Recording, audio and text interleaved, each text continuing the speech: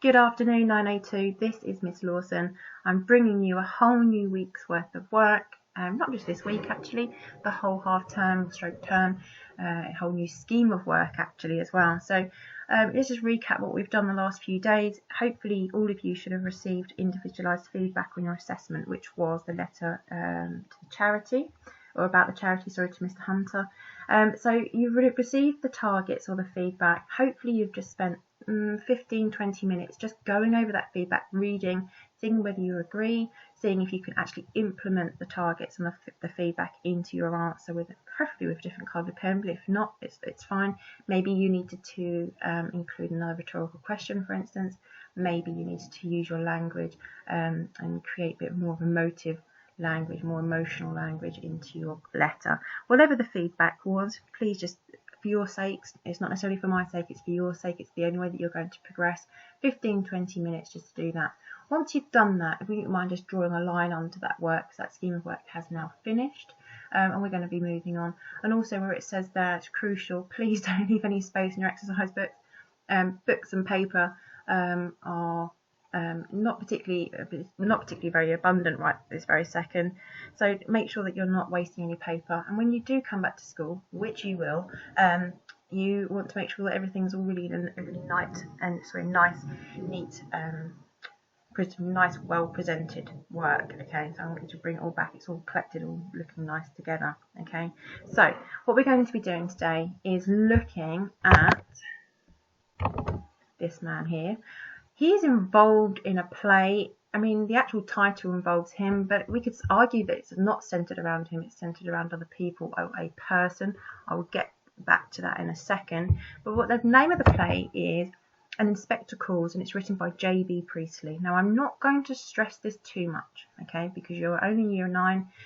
You know how I feel about making sure that English is as fun and as accessible as possible, but it is going to be a text that you're going to study for the next 2 years on and off, and it will be in your GCSE exams. So please take this seriously. If you're accessing these lessons, take it seriously, put as much work into it as you possibly can under the circumstances.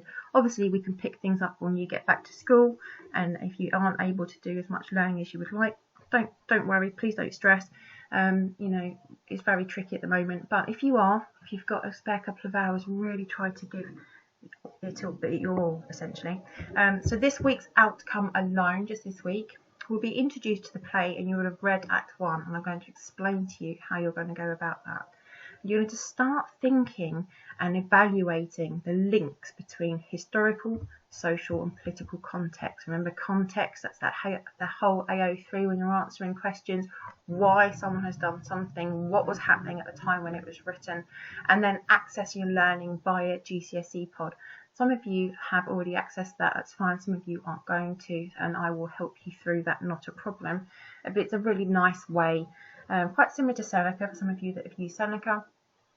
And it's just a nice way to access learning online, and I'm going to explain how we're going to do that in a second as well.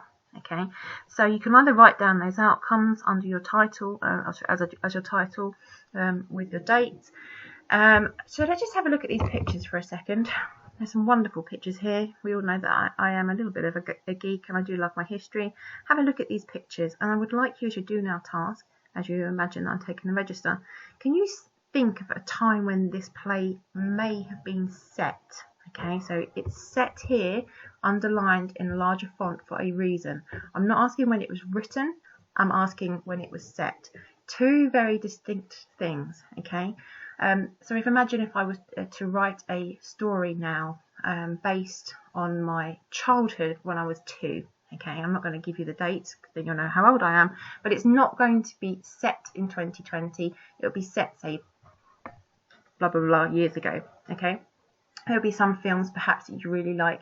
Maybe it's a World War classic film, but it was perhaps made a couple of years ago.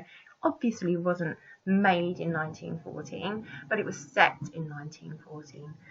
So just have a think about that, and then, like I said a second ago, write a sentence for yourself to describe the difference between when the play is set and when it was written.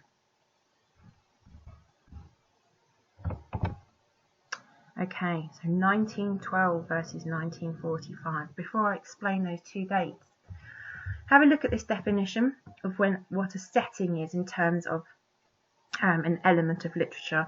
If you haven't got the correct answer, or you would just like to write it down anyway, just write it down. It's really nice to have that definition. Pause this video, write it down. A setting is the time and place of the story, so the when and the where. It's a literary element used in novels, short stories, plays, films, etc. And it's usually introduced during the exposition or the beginning of the story along with the characters. Okay, but it's not just the time, it's not just the date. It can also be the location. It can be what's happening around the location. It can be the social and cultural surroundings. It could even involve the weather or the climate. Okay, so that's your setting.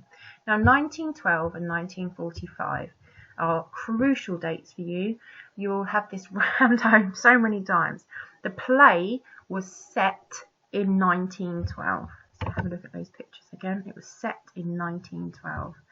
However, it was written in 1945. So they're the two dates. You want to stop this video, just pause those two dates, write those two facts down. Sorry, excuse me.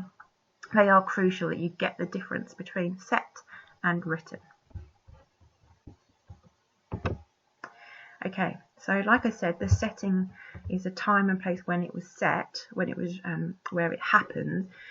You are going to come across over the next couple of years various different TV and film versions. Okay, it's one of those very popular plays, and you will find a multitude of different versions of it. Some people prefer this one, for instance, which is the BBC version.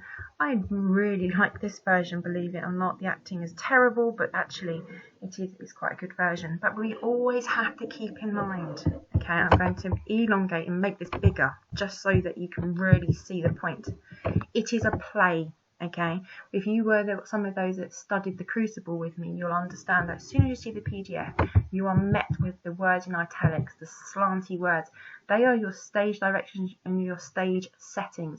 It is always meant to be set on a stage. And yeah, if you want to go and see it on stage, I'm pretty sure we can find somewhere or somehow that perhaps you and your family or we could organise something. But it's so crucial that you have that in the back of your mind at all times. It is a play. Okay, so what you're going to do this week, I'm going to set it on Go for Schools. You're going to read Act 1 via a PDF, and I'm going to upload the PDF link for you.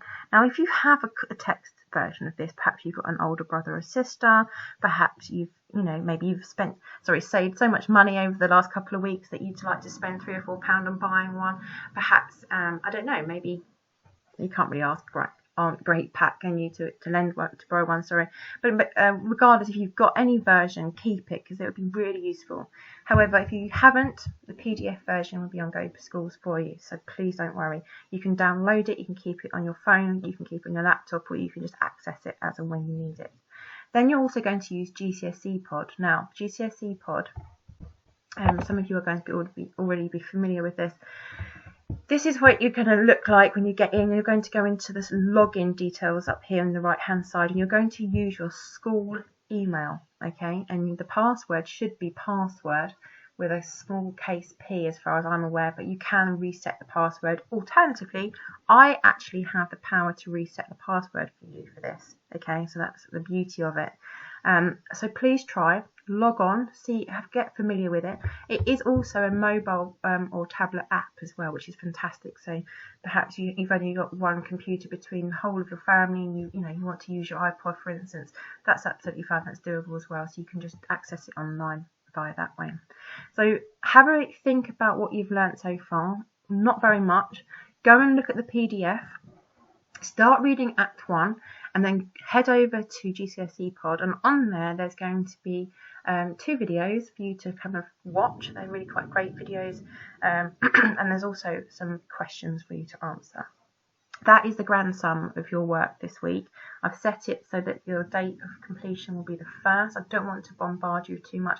However, I have some really lovely extension tasks available to you. Okay, so should you need any more work, please just email and I can always set you some more. What we're going to do, looking at the previous slide, Microsoft Teams. Okay, I'm going to put some resources and worksheets on Microsoft Teams. I have sent everyone an email out this morning with the link to our private team. It's Team 902. I believe it's got a red logo on it. Try to get into there as well at some point and just leave a little message on the chat to say hello, say hi to me, hi Miss Lawson, so that I know that you're accessing that, because actually ultimately I want us to get away from emailing individual pieces of work. I want us to be able to collect them and keep them in a really lovely safe place inside a folder. Perhaps maybe we'll call this week 1 folder, and everyone can upload their work that they've done, for instance, and then also it keeps it safe. I know people are losing things and losing track of where everything is, so it'd be a really lovely way, and we can all communicate, which would be fantastic. So we can have group discussions, group chat, and may even get to the point where I can do some video lessons, which means you potentially see my face, which, you know, for some of you it's not going to be ideal, especially looking like I do in lockdown, but it's fine. It'd be a really nice way to interact with one another and make sure that we are learning as much as possible. So any questions, queries, try to direct them to Microsoft Teams for me. I am constantly on there. Alternatively, pop me an email and I will endeavour to help you. Okay, take care, 902, and I shall speak to you soon.